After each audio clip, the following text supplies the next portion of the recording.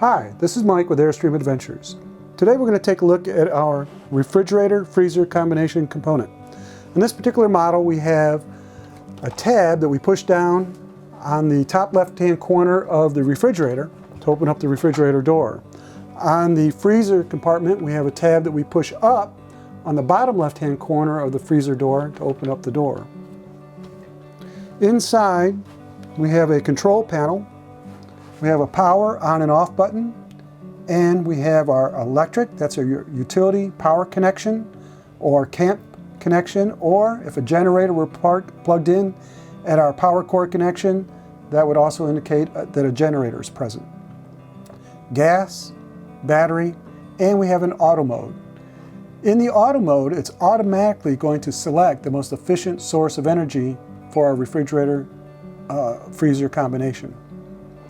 In the auto mode, if we're connected to our camp or park power, it's automatically going to select that electrical source first.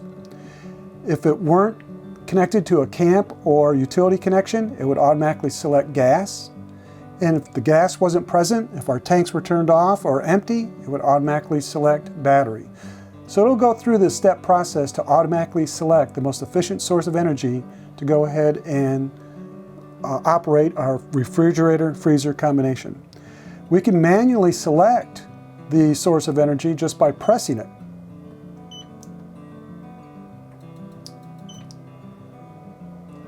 And over here we have the temperature setting for our refrigerator freezer. Simply continuing to press the thermometer will change the temperature setting for our refrigerator. We usually like to set that at about the number 3 position. When you're done camping and you've emptied all the food out of the freezer and refrigerator, we like to be able to leave the doors open so that we can let the air and allow the 2 units, freezer, refrigerator, to defrost and air out. We have these knobs at the very bottom of this particular model and style. You push up.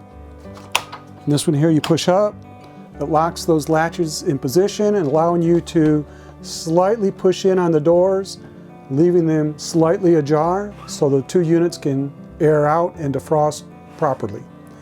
When we know that they're done airing out and defrosting, we simply just push down on the 2 latches and the doors will function as normal. Thank you for watching our video. For more information, please visit us at airstreamadventures.com.